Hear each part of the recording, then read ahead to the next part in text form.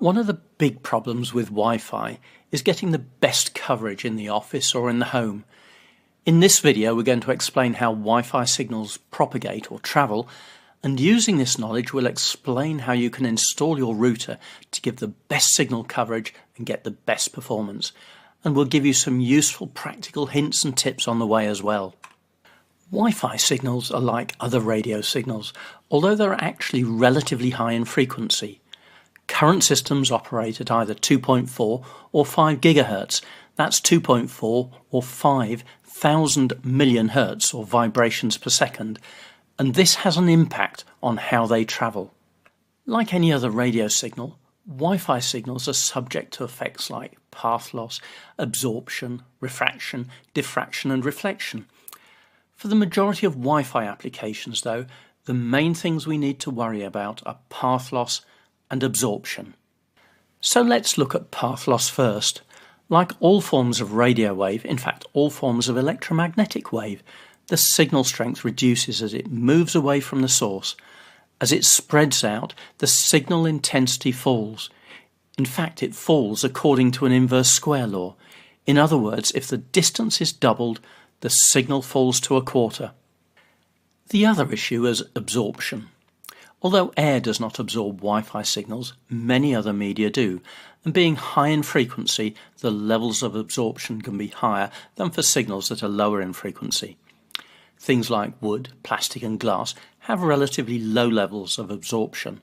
Water and plasterboard are medium, but things like thick brickwork, ceramic and concrete, especially reinforced concrete, can have very high levels of absorption.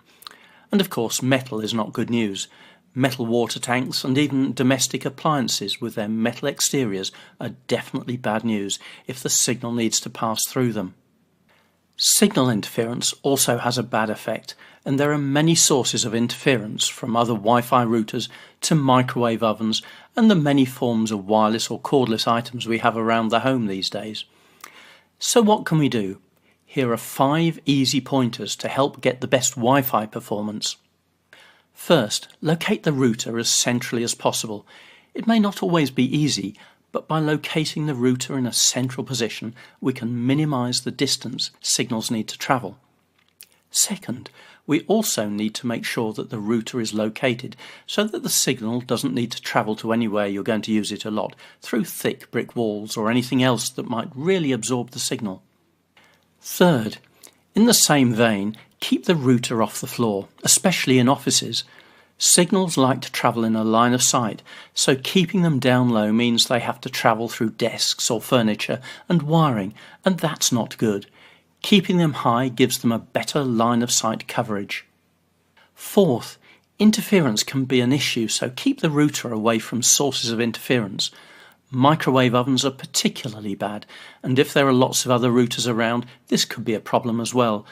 Make sure you have a dual band router, because most phones and laptops these days have a dual band capability. The most popular band is 2.4 GHz, and this only really has a choice of 3 channels, but 5 GHz has many more. Finally, if things are really bad in some locations in the home or office, then there are still options like repeaters that pick up the signal and rebroadcast it, or better still, a power line link to a new access point. So there we have it, 5 simple guidelines. You may need to experiment a bit, but we hope that they will help you get the best Wi-Fi coverage that you can from your router. آونگ نماینده رسمی برترین برندهای رایانه‌ای و شبکه در ایران